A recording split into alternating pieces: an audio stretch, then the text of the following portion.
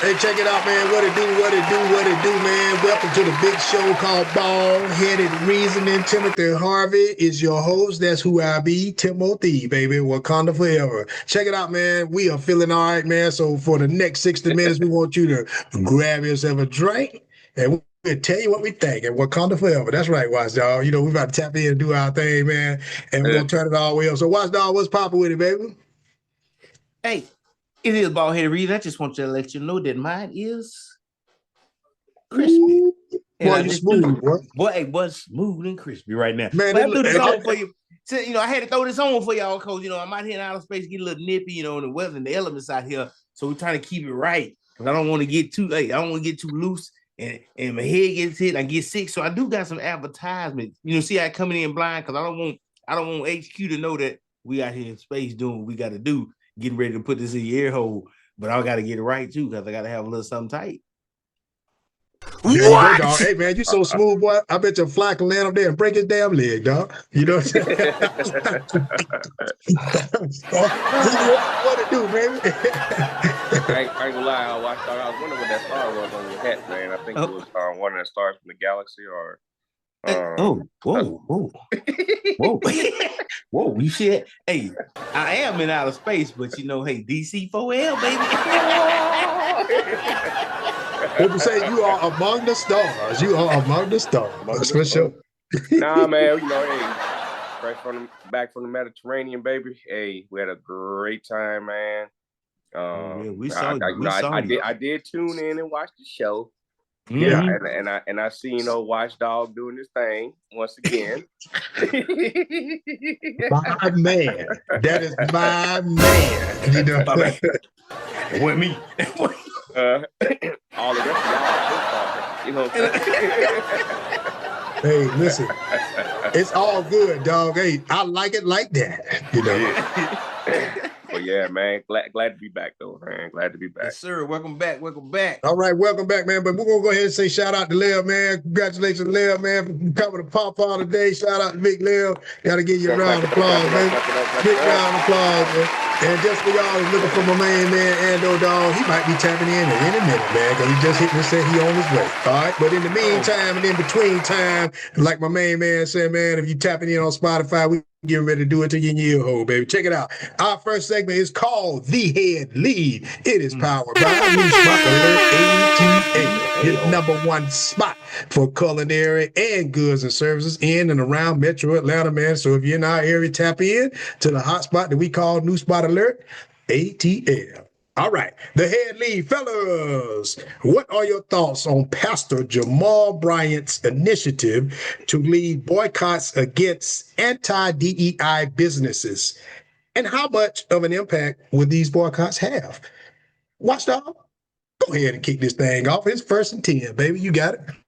Well, since 1st and 10, let me go ahead and get this first down right quick and tell you, hey, I agree with Pastor Jamal Brian's initiatives on boycotting all of those businesses that decided to trash can their DEI initiatives because it now gives us the platform to stand on to show just how powerful the black dollar is, or the dollar is that we put out there back in the economy. For some folk, they probably don't agree. They probably still up because when I pass by Target, I still see some of us going up in there. I still see them going up in there, but I'm not going in. I ain't been in there, and I don't know the last time I've been in Target. And Target sometimes have the better qualities and better deals, but you know what? I can't do it just because they had the audacity to trash can their DEI initiative and thinking that was, that it was only mainly for us. It wasn't only mainly for us. It was for everybody to ensure that we got the right amount of people, the right kind of quality of folk and people working in the environment, and we got a great group. It's just like the Army, right? Or just like the military. The military is what you gonna call it? Is the military a DEI initiative? So when I think about that, right, when you ask that question, is no, I agree wholeheartedly with it. I know some folk are mad because he put somebody on blast about that. They out there showing that they was in Target. I ain't gonna say her name, but we know who the celebrity was. I was showing up in Target. Get on up out of there. You got too many followers. You can turn a tide. They already losing money. Like hey, they are getting castrated right now. But and it can be even worse. But we got to show them that, hey, look, It's more than that. It's more than just what you think it is about not giving individuals the minority opportunities. You got to give them opportunities because you want a diverse workforce. You want a workforce, that type of workforce that shows the differences, because everybody is different. We all want people. But if you only want one group of people shopping in your store, then let's show you how your store don't need to be around. We can shut it down. And the impact right now is astronomical, because a lot of those board members and those stockholders are like, hey man, what are we doing? We can almost kind of toss it to somebody's little strife and the little conflict going on between two people that was bosom buddies a little while ago, right? And then they threatened me. I'm talking about, I'm gonna take your contracts. Really? That's what you're gonna do now? But before y'all was bosom buddies. Now what? But that, our thing is we have to stand together, right? If we don't stand for something, we're gonna fall for any and everything, and that's what's going on right now. We're gonna fall. We got to learn how to stand together, and if we can't figure out how to do that as a minority, as a Black African American race, we're gonna have problems, because we have to understand that we have to stand together. Are we gonna fall into the same category that happened back in the day with Black Wall Street? What do we want to do? What kind of it's back again to that, and I'm gonna get off my soapbox, but it's back to that. What kind of mark do you want to leave when you leave here? What did you do? What kind of impact did you have? Even if it was just that one instance that you stood up and said, hey, look, I agree with Pastor Jamal Bryant with these boycotts, because we need to set the tone, let them know that this is unacceptable. 100. That's important. You know what? I like that point you just made about, because we had a show about that. Like, what would be your legacy? What will be your, what do you want to be remembered for? Do you want your character? Your character should speak for you. That's what lives on for an eternity anyway. Yes. Your character. Yeah. So I like that, man. That's great insight there, bro. Okay, Obi-Wan, what you think, man? Just looking at what Pastor, Jamal Brown did by, starting the he called it the 40-day fast with Target. Me, when I retired, I actually worked with Target distribution center out in Tipton, Georgia. I was there for about 18 months, and just having the experience with Target, that experience with Target, man, was, to me, it was great. But I was about to say, I know it had to be surprising to see them do that, because I remember when you were there, and I remember the conversations we had about that. Go ahead. I mean to interrupt you. Yeah. No, you good. But just with Target, man, it's the camaraderie was great. It had great leadership in the building. Phenomenal workers, man. Workers were, top notch. And I had the B1 crew, man, which was the most tenured crew. But just moving forward, man, during that time, I think it was toward the latter part of my tenure there, they had the incident where they were doing the bathrooms, the multi-sex bathrooms where, men and women could go to the same bathroom, and that was a big thing that hit Target, man, and their stock like plummeted, because during that time, man, our stock had got up. Now we're looking at 2015, 2016. We're looking at, stock was, like $80-something a share. During that time, that was good dollars, and it plummeted, man. It hit, I think it got down to like 40-something, $50-something a share. So, fast forward to now I see Target, reducing their DEI initiatives, man, and falling back. And it's like, that's not Target. To me, that's not Target, man. And when it happened, I was like, that kind of hit me, by surprise.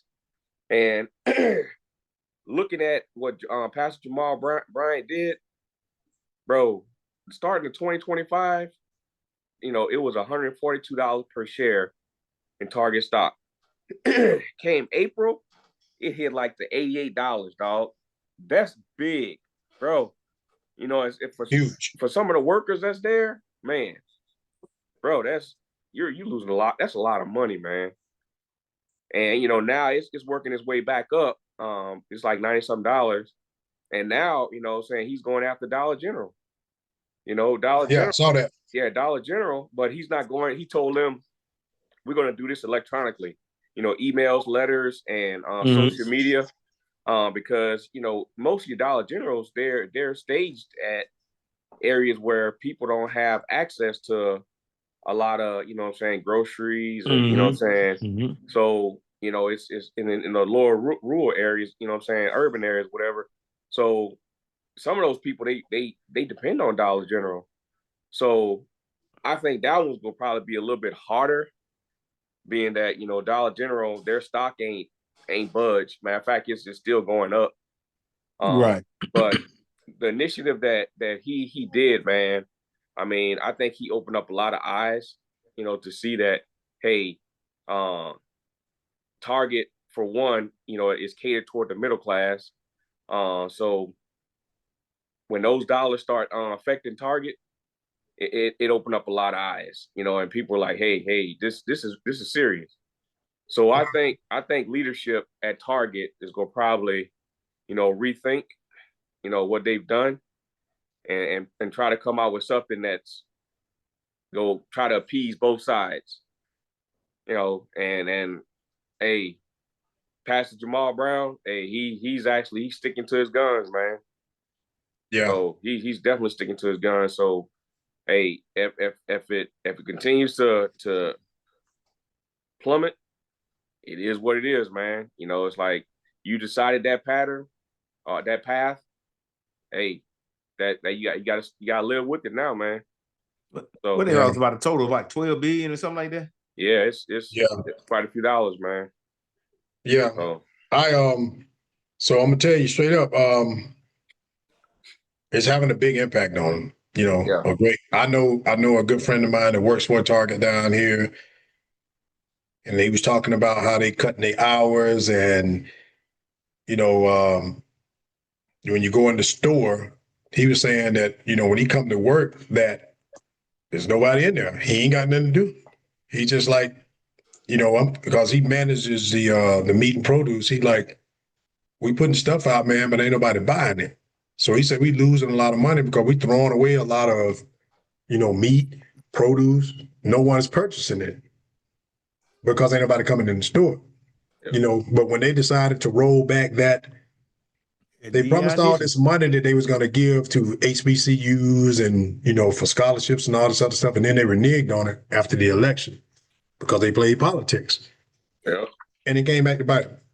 You know, so I applaud the man for out there doing what he think is right. The Dollar General thing is going to be very difficult though, because it is in more impoverished neighborhoods. If you look around, Dollar General is always in, very rural areas or impoverished neighborhoods. That's where they put them at. They don't put Dollar General in Atlantic Station. No, they don't put it, nope. You know, they don't put it downtown Dallas. They don't put it downtown, you know, they don't put it in Clarksville and you know, in the mall and then like that. They put it out on County Road, whatever it is, next to the liquor store where the chicken place is at. Right out there on 119. Yeah. and here where I'm at, man. If you want to find out there, Little Whistler. Oh, yeah. Force Stewart out there, get a little Whistler, Allerhurst out there. That's what he put it at, dog. You know, but out here, man, you go over there by Tyler Perry Studios, you might catch your Dollar General because that's over there off Langford Parkway, dog. It's in the trap. You know what I'm saying? You in Tennessee area, you hit that back road going to Memphis. That's where it's at. Yeah, they got them. That's why they place them. So, you know, they're not at risk for feeling the same type of impact that Target does. But I applaud the man for doing what he got to do. You know what I mean? I applaud him. But I also think that Target shouldn't be the only one. And it shouldn't just be the narrative shouldn't be just made shouldn't be made that it's just black people boycotting. It should be angry Americans that should be boycotting. Because sometimes, you know, I feel the need that on this show that we got to make people understand that we're not partisan over here. We don't give a damn what color you are. We just want you to have some character and do what you say you're going to do. That's all we really want. You know what I'm saying? Hey, Because stand for all people. Stand for all people, because in our profession and what we did for a living, we stood for, we went over there and we said we was going to defend. We didn't give a damn who's behind us, what color you were. You could have been green with yellow polka dots on. You know what I'm saying? For all people. But we just needed you. We just needed you to people just wanted us to do what we said we're gonna do. That's what it basically was. Okay. So with that, fellas, we're gonna jump into this or that, this or that, this or that, this or that, this or that. Check it out, fellas. You can get with this.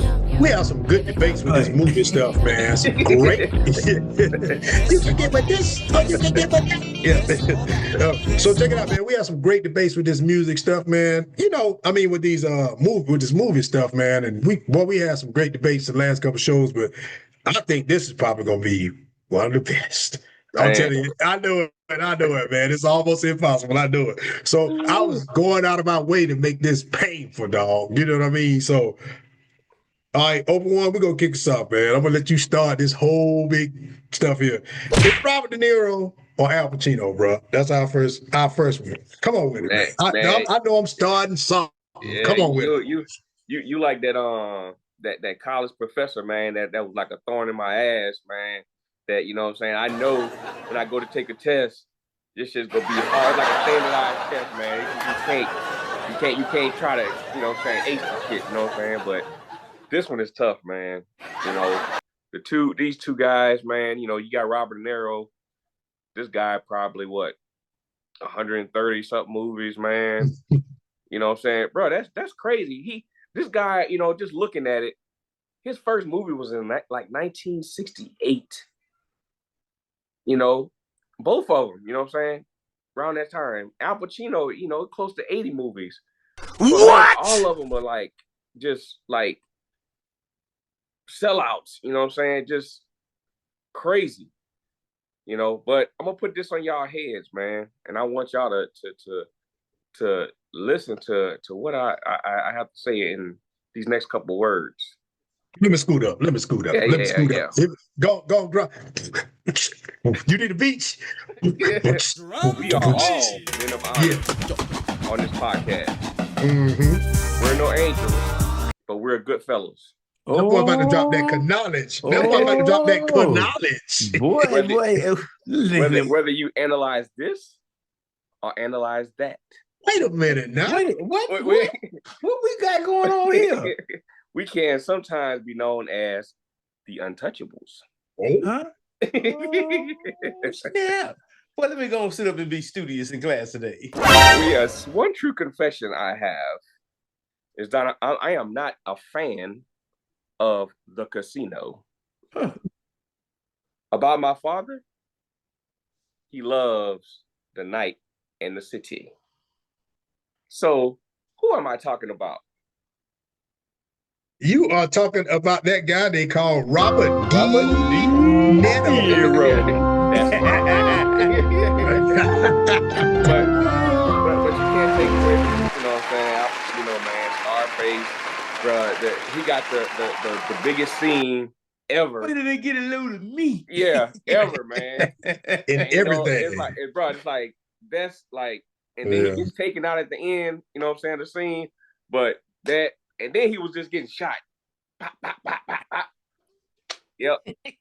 And then nothing killed him until that dude walked up behind him with the doggone shotgun, and bow. It looked like he was doing some salsa, like shoot me again.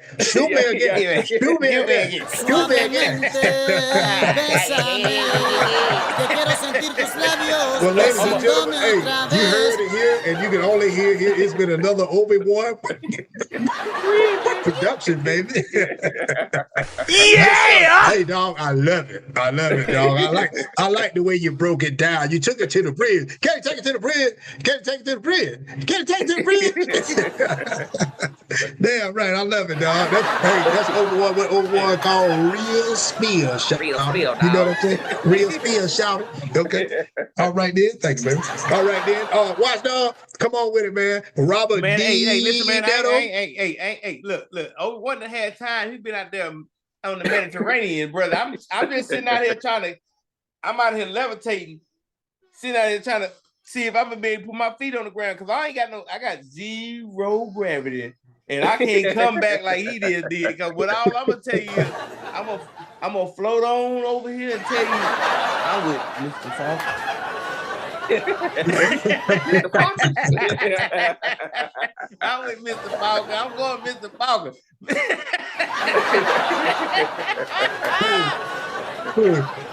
I'm going with Mr. Falcon too, dog. Cause he's a bad motherfucker.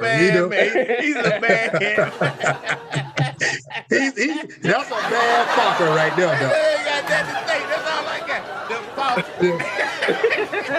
Hey, if y'all ain't never watched Meet the Fockers, dog, you better go watch it. Bro, that shit is funny, bro. Oh man, it is a blast, dog. That's all of them. All of them, man. Hey, every last one of the renditions, man. You like, come on, dude. Man. We're gonna do this now. them shit's funny as hell, man. Boy, that thing is funny, dog. You go back and watch that. I like that.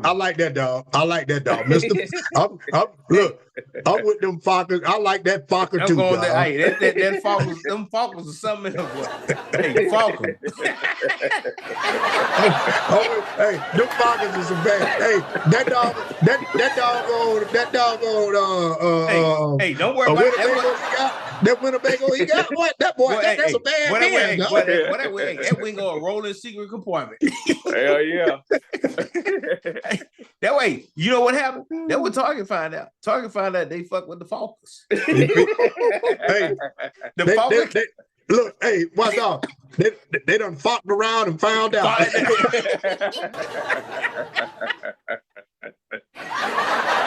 Hell yeah. That part. Well, look, we're gonna make it even more difficult right now. We're gonna make it, hey, watch, dog, I'm gonna stay right there with you. Look, since we got that one pretty easy. I thought that I was gonna challenge y'all then, but y'all made that one pretty easy because after open one, when they put that Quincy Jones on it, we ain't have nothing else to say about that thing. I think he got another Quincy Jones rendition, you know, because he coming out here. I'm sure he do. He coming out with that relaxation and vacation. I know he got something else ready for this one. But I'm gonna tell you, I'm gonna tell y'all right now. I'm gonna start with you because I know he got a Grammy for this next one. So we're gonna start with you. Grammy. So I'm gonna get to this Grammy. That was the only one, man. That was the only one. So you gonna go with Sam Jackson or you gonna go with Denzel? Oh, man, I'm telling you right now, man. Yeah, hey, and I ain't trying to get slapped by no woman or none of our subscribers that are women. Y'all ain't got to worry about me. I know who I'm going with. I'm going with y'all Black Chocolate Thunder, cocoa brown, caramel skin, slick walking, smooth talking. You get your fucking hands off me. Yeah, you say it again. You know exactly what I'm going. I'm going with the man. I'm going with the man. Malcolm X himself played Malcolm X. I'm going with the man that played what was a cop show where he was the cop and he was driving that old training day, huh? Boy, I'm going with the GOAT. What did you see the movie where he played that dude? I'm your daddy. I'm your dad. What he was standing out there in that backyard? Denzel, my man. Yeah, I'm going with my man, bro. I'm going with Denzel slapping paparazzis in the face, telling him what he feel like right now because he's older. He don't give a smack. I'm going with Denzel. You going with the equalizer. Boy, the equalizer. That man don't play. He told you. I'm going to give you 45 seconds. You got 1 minute. That dude like whoop ass on 3. 1, 2, 3. Okay, whoop ass. Hey, that dude at that restaurant over there in Italy where he was at, he told me. Let's get it for the table. Hey, why you whipped him in front of all of them, man? That's when you talk about getting a butt whooping by your daddy in public. And you can't come outside no. You don't want to talk to nobody. Your friends ain't gonna let you live it down. You trying to play sick, so you ain't gotta go to school. That what happened. I'm going with the equalizer, boy. Equalizer. You going with D-Dub. You going with D-Dub. Yeah, man. D-Dub. Okay. D-Dub. Deadly weapon. Man, it's another tough one, man. Because Samuel Jackson, man, that brother got a lot of movies. I think he's like north of 150, man. Sammy gonna have you up against that tree, so just go with D-Dub. Sammy gonna put you up against that tree. You're gonna be getting Django. Django. That nigga up there on that horse.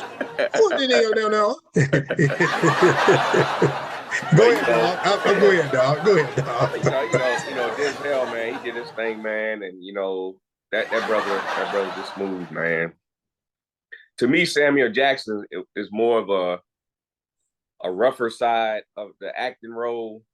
You know what I'm saying? He's at that rough, you know what I'm saying, go tell you how he feel, you know what I'm saying, movies, you know what I'm saying, go cuss you out. Just like my shirt say, cuss you out, you know what I'm saying? Cuss you out. On period. But you know what I'm saying? Without hesitation. But Denzel, man, he got game, man. You know what I'm saying? He got game. Just like, I hate to say it, but just like the Alabama Crimson Tide. You know what I'm saying?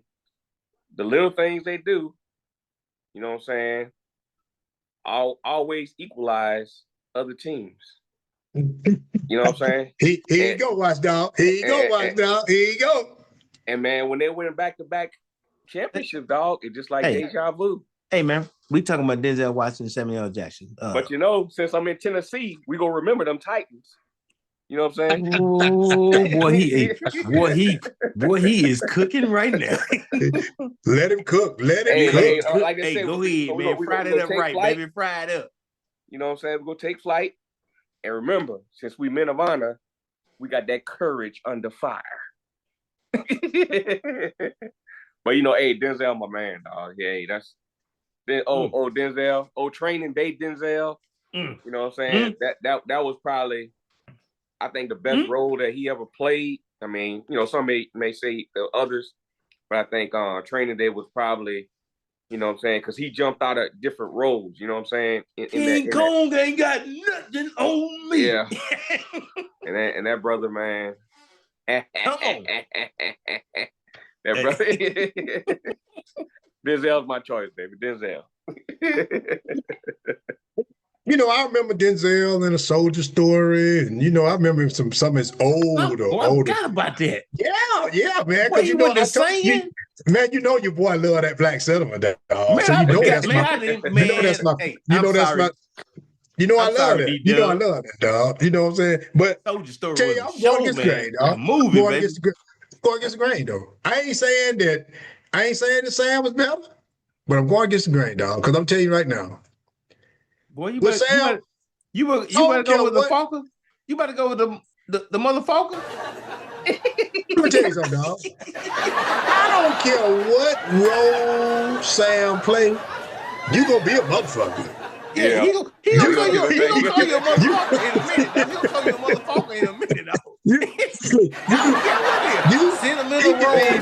I don't care what movie, what skit. It could be Avengers. It could be Gator from New Jack City, from New Jack City or Do-Rag thing, whatever it was.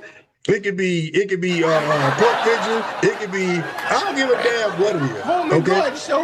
You gonna be a motherfucker at some point in time, dog. You know what I'm saying? You a motherfucking guard. You a motherfucker. You a motherfucker. It could be a comedy.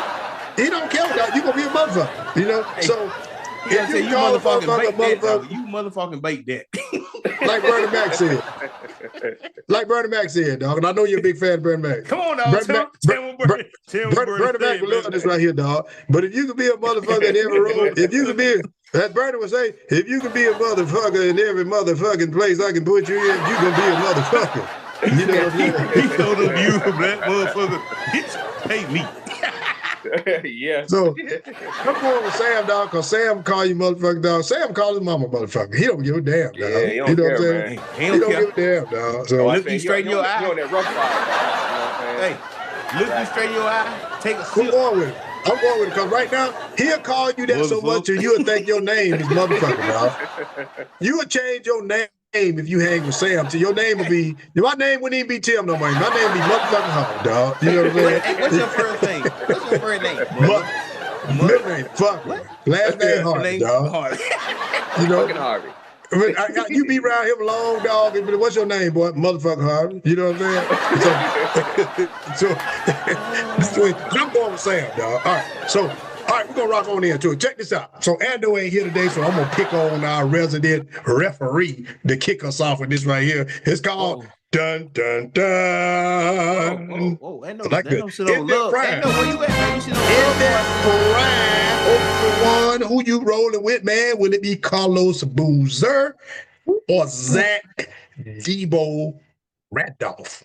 Ooh, tough choice.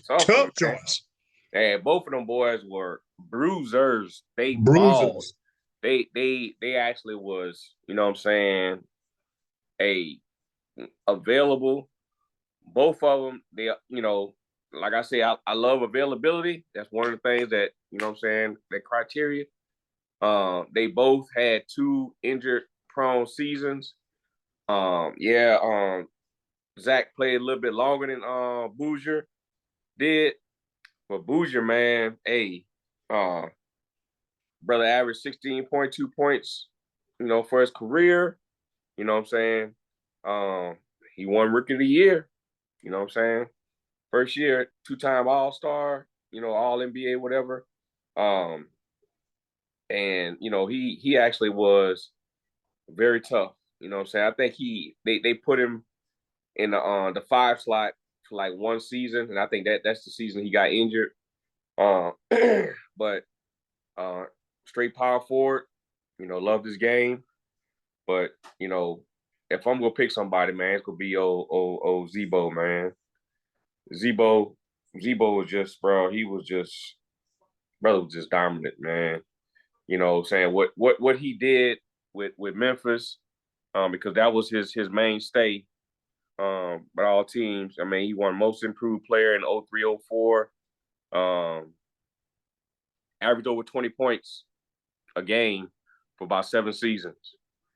You know, he had the 2 injury-prone seasons, 08 and 09, and 11 in 2012. But, you know, brother averaged 16.6 points for his career. And he was one of them cats, man. He can his mid-range game was tight. He can bang. And, you know, being that, you know, he got that left hand, dog, you know what I'm saying?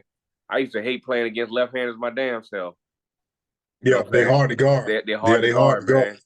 You know, you can play them on that left side, man, but you got one of them brothers that just could overpower you, or, you know what I'm saying, could actually use their right hand, then it's like, whoa. But, you know, left-handers, man, they got that awkward little, yeah. I see somebody done joined in. Hello there, sir. What's happening down there, dog? What's going? What up, man? But we went quad box real quick. What's happening? Hey, dog, you came in the screen though. Say, he just came in from the GOB. From the GOB. Man, I'm out here making this man some money, dog. I'm making this man. You came in the screen though, dog. We didn't even hear you, dog. You know what I'm saying? You came in. Boy, he trying to trigger. Hey, he tried to trigger some old. He tried to trigger old motherfucker. Pull the curtain back, dog. Hey, can y'all see me? So, to recap, Obi-Wan, you went with Zebo. Zebo, baby. It's Zebo. Man. Okay. All right, Zebo. Watch out. Who you going with? Zach Randolph or Carlos Boozer? Man, hey. So I'm gonna keep it quick because I want to hear from old Ando since he don't slid on up in here. I'm gonna go ahead and go with old Zebo as well, man, because the fact that he had a better presence in the court and can handle himself a little bit better on when it came. I needed some defense wins games. You understand what I'm saying? I need some defense. I needed some better defensive play out of somebody, and Zebo was gonna give me that. Carlos, don't get me wrong. I ain't taking nothing from you, Carlos. I'm gonna go Zebo. I mean, he gonna edge you out because of the ability to still be able to put some defense on somebody, to put the man in check, get you on the hip and get you on up out of here, and then turn his ball over and put it on back down court. So I'm going Zebo. Zebo, yeah. Well, I mean, it's hard to pick. It really is. I know, but Ando, you got to look at an edge. That's the only reason I went that route. That is. It is.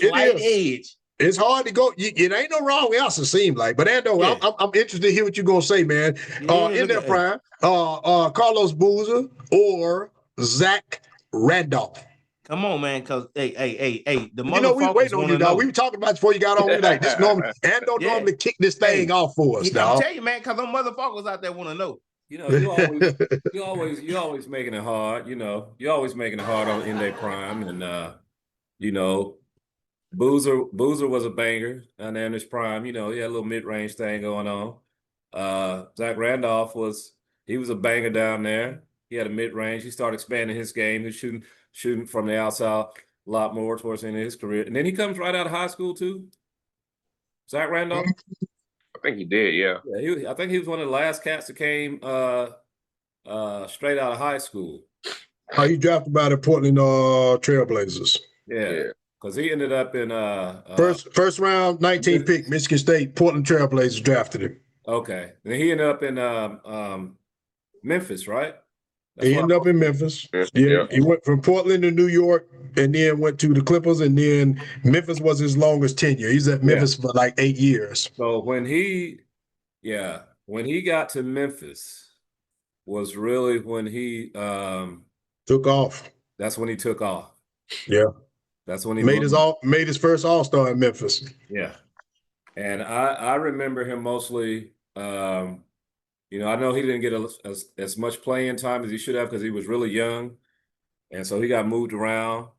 But once he landed in Memphis, man, and he was able to get those minutes and show, you know, what he could do, I got to go with Zach, bro. Because he was a beast down there, big dog. He was a beast, and when he was in Memphis, he was hard to deal with. He was. He was hard to deal with. Well, you know what I think? I think I agree, man. I mean, he couldn't jump no higher than a ruler now. You know, he didn't have no hops and nothing like that, but he just was a good position player. Both of these guys, by the way, averaged damn near double-double for their career. Both of them had 16, points a game and right at 9 rebounds. So they damn near averaged a double-double for their career, which is astonishing in the NBA. That's hard to do. I would argue that almost qualifies you put you in the conversation for Hall of Fame. I don't know if it's going to put you in there, but if you can average a double-double for your career for 10 years in the NBA, I mean, that's hard to do that. That's very hard to do that. And look here, man, I like Carlos Boozer, but to me, watching the game when those guys were in their primes, Carlos was doing his thing, man. Hell of a player, but it just seemed like when Zach got to Memphis and took off, the points and the rebounds that he was making with those guys was more impactful. Yeah, I agree. And you know what? And you're right. And I'm gonna say something to support your point here. Carlos Boozer also was not saying that he was solely relied on that because he had a deadly offensive game, but they also had one of the deadliest pick and rolls when Darren Williams was there, man. They was damn near unstoppable. Between him and Darren Williams, they had a they had Utah's offense humming. It kind of, people was referring to them as the new Stockton and Malone in the league at that time because them guys had a deadly pick and pop game, man, between him and Boozer, man. They were really, really good. Zebo didn't really have that in Memphis. You know what I mean? He was just kind of giving the ball down there. Both of them was made out of concrete now. They were tough. Both of them tough. Both of them were tough, man. They were tough, boy. Both of them boys, lunch pail, made out of concrete. Them boys were tough. But Zach was more, give me the damn ball and get out the way. Let me go get a bucket. I ain't going to shoot no fadeaways and all that. I'm going to power dribble you down 3 of them. I'm going to turn around, and I'm going to shoot this left-handed soft touch up there. And we're going to get baskets. That's what we're going to do. Or you're going to foul me. Because I'm a big man. Because I'm a big money. Both of them had 2 All-Stars. Both of them was all NBA, third team, things like that. So, I mean, it's very, very similar. The careers are very, very similar. But I get the edge to Zebo because Zebo, like you said, he didn't have the type cast that Boozer had. if that make any sense. Because I think on that team with Boozer, didn't he have Karolinko then too? It was AK-47s on that team too then, wasn't he? I think he was. Yeah. So they had, and that was another all-star player. So they had some guys. Darren Williams was an all-star when he's playing basketball. He was a bad dude, man. Bad dude. That was a bad dude, man. I don't think they remember. Darren Williams was bad, man. So Utah had a pretty good team there, man. But the grindhouse down there in Memphis, it was built on the back of Zebo, though, baby. You know what I'm saying? Yeah. All right. Okay. Well, very good, man. So we all agree that. All right. So off the zone, fellas, who or what the last segment's called Off the Dome. All right. This is the segment, man, where we just talk about people, man, and let their ass have it. We're sick of that shit. We talk about it and put it on out there. So we're gonna go up there to the International Space. Watchdog, what the hell wait a damn minute now. What is going on up there? What is happening? Hey, man, the dude over here playing games, man. He gonna stick. He gonna over there playing games. He gonna turn the fan on. No, we ain't got no gravity. You ain't got no gravity. I'm trying to hang on by the mic. He over here playing games and stuff. Okay, so what we're gonna do then? Well, what we're gonna do? We're gonna go right to the International Space Station to watch Dog. I don't know what the hell he drinking up there, but it has got him feeling good. Okay, but so off the dome, dog. Go ahead and throw something down here on Earth to sprinkle a little dust on us, dog. Let us know what time it is. Hey. I want to read you. Can you read me?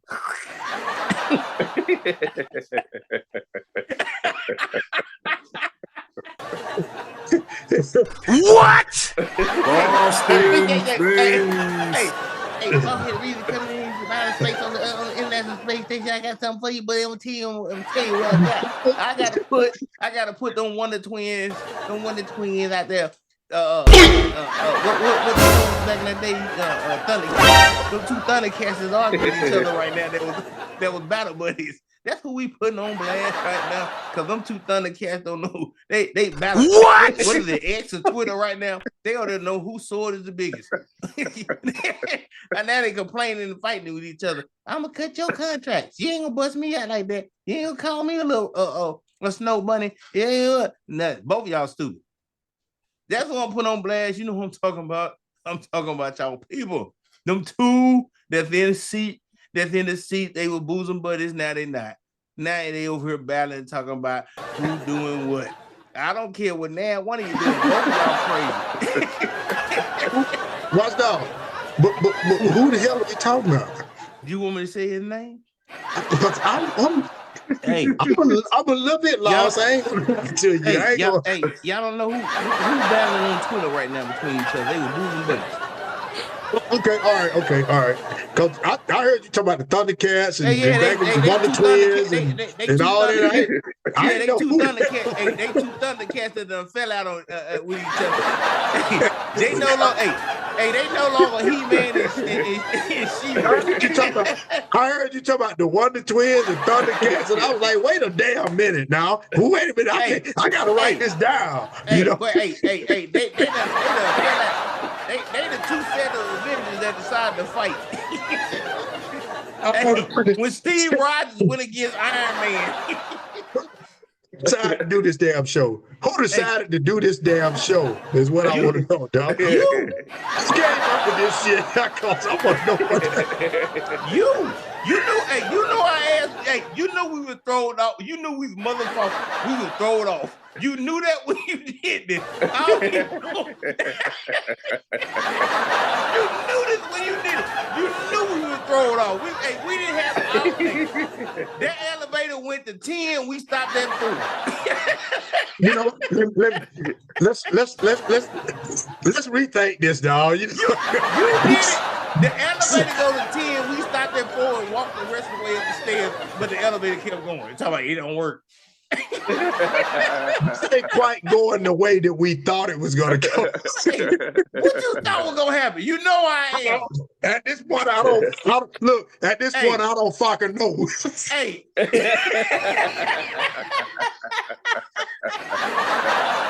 Go to Ando. Hey, cut the Ando.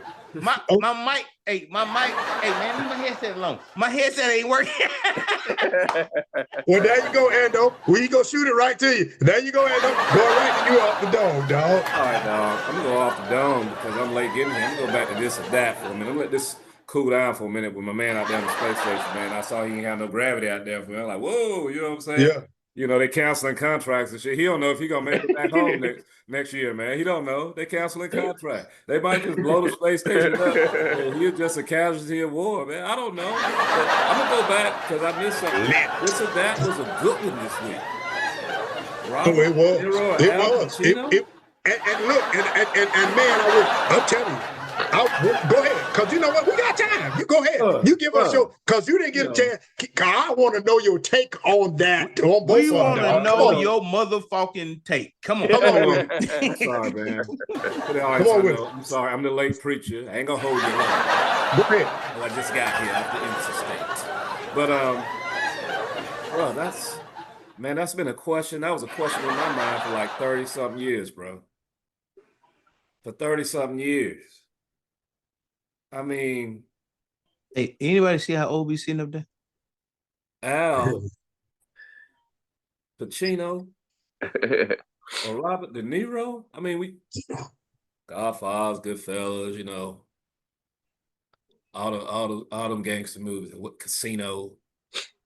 Gosh, what was Robert's earliest?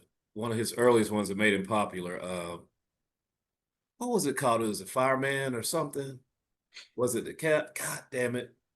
Because it was that one scene when he's on the sidewalk and someone says something to him and he's like all in their face. Are you talking to me? Are you talking to me? Are you talking to me? Huh?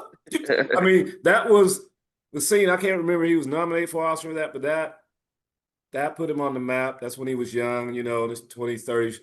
And Robert took off. And Pacino, man, golly. Come on now. Now, I can't do the accent like Pacino, but Tim, before I finish what I got to say about Al Pacino, can you hit me with some of his verbiage, please, for the audience? Hello to my little friend. Yeah. That was the man, you know, whole face full of cocaine, all that, man. Was it Raging Bull? You know, he came from nothing. He came from nothing. I think it was Raging Bull. Raging Bull. Yeah, that's that movie. Yeah. Uh-huh. The one Ando was talking about a minute ago, Raging Bull. That's right. Yeah. For you talking about for Robert De Niro? Robert De Niro, yeah. Okay. Yeah, for RD. Yeah. Yep. Mm-hmm. Yeah, but Pacino, man, was he was what was the name of that show he was in when he became that gangster? It's escaping me right now. Godfather. Huh? Godfather. Not The Godfather. I'm talking about Pacino now. Oh, Pacino. Yeah, when he was young and he came over. Scarface. Scarface. Yeah. Scarface. Yeah, Scarface was all I have in this world. That was excellent. But you know what? You know, he started out washing dishes, then he became the man. I would have called it close to a tie, probably when I was in my 30s, and I probably would have given you know, De Niro the edge. But then Pacino, you know, Al Pacino started coming out with some more stuff and, you know, showing a little bit more of his range. And I was like, man, he might be as good as De Niro now. But then De Niro started putting out comedy. Yeah. The damn Fockers. That's what we was talking about, the Fockers, dog. Yeah, De Niro started putting out comedy. So that's what we was talking about for the Fockers, dog. That was the shit, man. So I think that's what separates the two, man. I think De Niro has more range. You know, now Pacino has played in some other shows and some you know, some different characters to try to show a little bit more of the normal side and the gangster side. You know, he's played some great roles. You know, he was a devil or something, you know, one of these shows. He was. Yeah, I seen that. Yeah. Oh my gosh. I mean, excellent. Love both of them dudes, man. You can't go wrong with either answer, but I gotta give it to my man Robbie De Niro, because that dude there, man, that's some range, bro. So what about that part two? Sam Jackson or Denzel then? Denzel. Yeah, Denzel. I went Sam. All of them went, and I went Yeah. Sam, and I wasn't saying Sam was better. I went Sam because, like I was telling them, in every instance, in every movie, he didn't give a damn if it was a comedy, if it was a family show, if it was Avengers action. You gonna be a motherfucker, okay? You get called a motherfucker if you fucking with Sam. Like I told him, if me and Sam was friends right now, man, people probably think my name is motherfucking Harvey. You know what I'm saying? Because he would never call you that motherfucking Harvey. You're gonna be a motherfucker. It ain't no way around it, dog. You know what I'm saying? I don't give a damn in what situation you gonna be a motherfucker. You know. Respect, dog.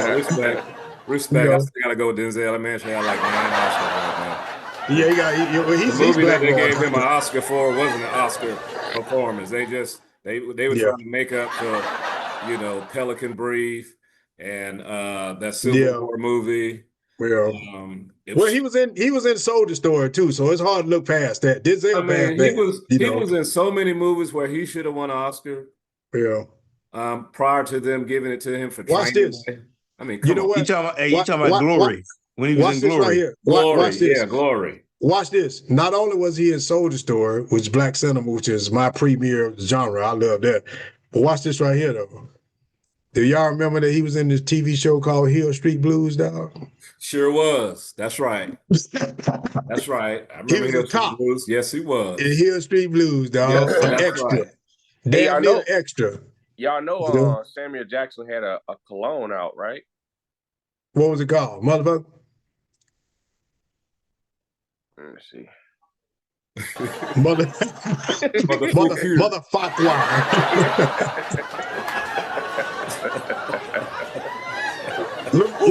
All right, so oh, you smell good today. What you wearing? That motherfucker. Fuck. All right, honest. Let me get back on track. I just had to go address that. That was a good one today, man. This that. Damn, Robbie D, you my man, brother. Are you talking to me? Yeah, that's the man right there. But off the dome, dude, I'm just gonna keep it rolling like it is, man. You know, we're gonna talk about these goddamn women catfighting. Because you know, a woman is too emotional to be running something as, you know, large as a country. You know what I'm saying? They're too emotional. They just gonna be saying stuff on Twitter. You know, they're gonna get mad at their girlfriend, you know, call them a hoe or something, or a pedophile, you know what I'm saying? Biatch. They're gonna be asking that they get fired from their day job and stuff in front of everybody. You know what I'm saying? You get a woman in the White House, that's what you about to get right now. Let Felicia get pissed off if you want to. She's gonna be all on Twitter talking about fire him. You know he really on a porn tape for real? He on a porn tape. You should, I mean, that's what a woman would do. You know, if they had them responsibilities, they had a bad week or a bad day, bro. They're gonna let everybody know. When they got the power to, why not? Why not? Everybody gonna know that I'm the bad bitch around here. So we got 2 bad bitches right now. Liberace and Mrs. Doubtfire. Oh my God. First of all, you're telling us everything that we already know. We know here in the Epstein files. Yeah, it's not breaking news. There's freaking dozens of pictures out there with him, with this dude, damn near licking him on the goddamn top of his forehead. I mean, we already know this. So, okay, so you're telling us information. Bam, we already know. And then your boyfriend, 4-7, turn around and like, don't make me cancel these goddamn government contracts. So yeah, just really let the cat out of the bag. You fire all these people from their goddamn jobs because this guy helped you probably steal an election. You know, I'll say win. That's the word that he uses. Win the election. So you fire all these freaking Americans out here doing their job to give the contracts to a South African, you know, multi-billionaire, richest man in the world. But then he pisses you off, and all of a sudden, now you want to cut those contracts and give them back to who? Oh, the people already had them, child. Oh, okay. Okay. So you costing him billions. I mean, how I don't want to use that word and call people because when you believe in something, I was about to say how stupid can you be because we all been stupid before. You stupid. You use that word. How stubborn? You use that word. I'll say stubborn. I'm gonna say stupid. I'm gonna say stupid, but okay, yeah, you say stubborn because we have seen so much, and so much wrong has just been done. And at what point do you say, "Damn, this ain't what I thought. This is not what I thought it was going to be. I was wrong. This is a freaking catastrophe. It's a shit show. It's a shit show. Hiring a goddamn 22-year-old to run terrorism in the United States, motherfucker just bagging groceries or clipping lawns or something. 22. I mean, what are we talking about? I ain't seen him. Now, if he'd have said this black girl that was just 12, 13 years old and just graduated with her freaking PhD. Now, if you was like, hey, this is background, this joker right here been Mensa since they were 18 months old. Reading at a 10th grade level when they was 18 months old, and now, she's 13, has a PhD. Okay, well, yeah, they probably read a whole lot of shit that I hadn't read, so all right, I'll go with it. She's 22 now. I mean, she graduated 13 with a PhD. This dude was cutting grass or some shit, man. Ain't nobody heard of him. Did he get his PhD at 13? Why the hell has he got a government job in charge of terrorism? Why? Because he played video games real good? He got the cheat codes? So, Level 56, dog. Yeah. Bro, all right. That's dude, that's what I'm talking about. I gotta follow on because you can't even make this type of stuff up. This is okay. We should be crying, laughing, in tears and pain at the same time right now. Because this is pathetic. Your body you don't even know how to act right now. It's like we went from any given Sunday in football to any given crazy, the most outlandish thing you could think about gonna happen in a week. Yeah. What's gonna happen? You wake up every morning. What the hell did happen today? You wake up today, hey, you wake up with this mentality. Wait, they wake up with this one. Watch what I did. You went from any given Sunday to every damn Monday. You're like, come on, man. We gotta go through this again every week, dog. You know what I'm saying? Look, what was real funny to me when old boy said, basically, yeah, I'm gonna win this anyway because I'll be alive 40 years after you did. No, that was super below the belt, but he deserved that shit though. But he deserved that shit though. I like that though. I like that because if you're gonna fight, ain't nobody say you got to fight fair. You want because he would have said if he'd have had that in his arsenal, he'd have threw some shit like that at him too. Because he's like that. He's like that. So he deserved everything he gets. Yeah, dude. Yeah, I'm high as hell, but you talking out of your mind and changing subjects all the time anyway, because you 80 years old, dude. In a few more years, you 83, bro. You out of here. You talking crazy now, and I'll still be here high as hell, and I have more money than you. Well, he's the richest man in the world. He's the richest man in the world. Everybody know that, And at his age right now, the way he's talking all that, man, you looking at that dude, man, that stuff is like, man, what you say is like old folks pissing, dog. It all depends. That mud know that whole. Hey, he got that whole man medical jacket, dog. That's what he said. What you saying right now is like old folks pissing, dog. He's in charge of Doge, man. Doge just got the ability to look at private and confidential Social Security information. I'm just gonna say this right here. This is my off the dome. I'm just gonna say it like this right here. Trump has a lot of power, but the richest man in the world don't just have money; he got power too. That's right. So I'm just gonna say you better. I'm just gonna say tread lightly before all of a sudden videos start popping up on everybody's cell phones and shit. And I'm here for it. I'm waiting for it. Open one, off the dome. Come on with it. Woo, man. We were sitting in doggone Barcelona, about to embark on our on this old vessel called the Norwegian Breakaway. And there was a couple in front of us, an elderly couple. Between the two of these two people, they probably it was probably 230 pounds between the both of them, dog. They were just light ass, small people, man, elderly people. But we were just waiting, and then all of a sudden, it was a little Korean lady, a little white dude, man, and the little white dude had his arm in a sling, and she would say, "Yeah, I hope he can get on the ship." So I'm like, "What the hell is she talking about?"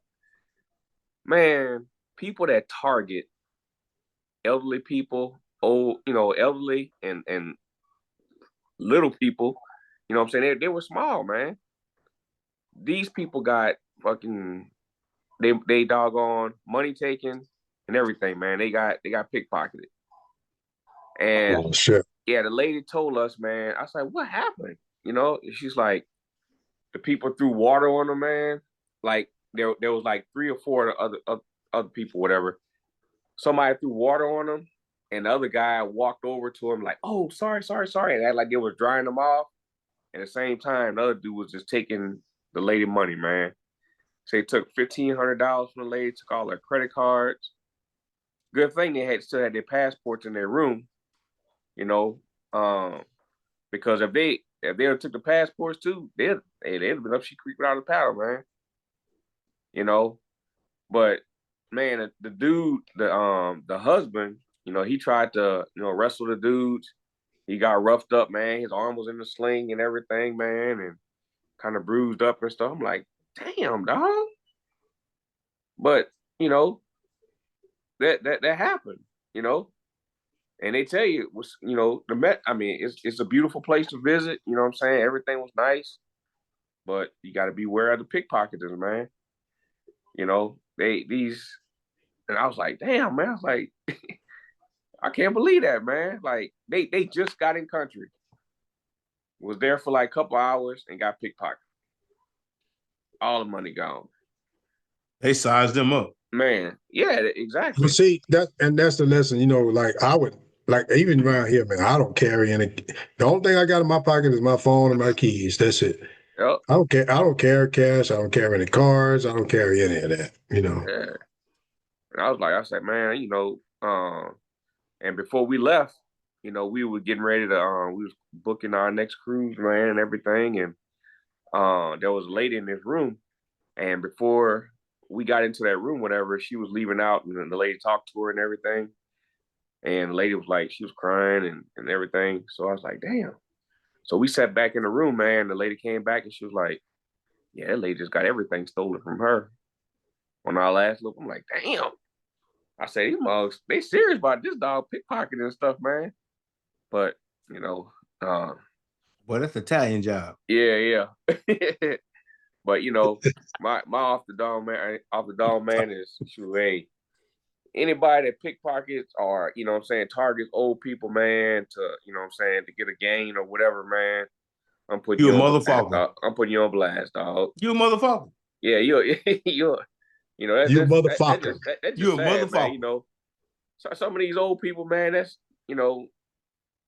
they worked all their lives, man. Yeah.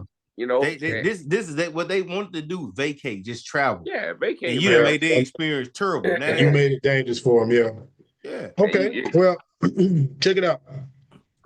My off the dome is real simple. I'm gonna keep it quick too. I'm gonna wrap it up. My off the dome is when you enter into a situation, you're trying to complain about some stuff and you're supposed to be part of an organization, man, and you wrong and you're not meeting the standard of that, that's the wrong time for you to try to go in and try to make some type of complaint. I'm going to tell you what I'm talking about real quick. Okay, here's a scenario. Where I live is an HOA. I am the HOA president. Mr. President. I have a tenant that didn't pay their HOA assessments. Okay, all right, got it. You didn't pay your assessments. So why are you on the next door complaining about you can't get access to the pool? You can't get access to the pool because you're delinquent on your assessments. Why are you why are you on the next door app doing that? You putting it out there like we did you some wrong here, or you being treated unjust. You didn't pay your HOA dues. And it says strictly in your bylaws, and you know that if you don't pay your HOA dues, that you won't be able to use the amenities. So we turn your pool fob off. Mr. Harvey, you supposed to hook me up. Yeah. So when you go up there and you swipe your fob and you can't get into the pool, it's because now you standing out there with your kids, and your kids like, Mommy, I want to go to the pool and all that. So in that moment is when you want the pool monitor that works there to feel bad for you and say, well, let me go ahead and let you on in. No, ain't no sympathy right here. You know, I'm not gonna say that.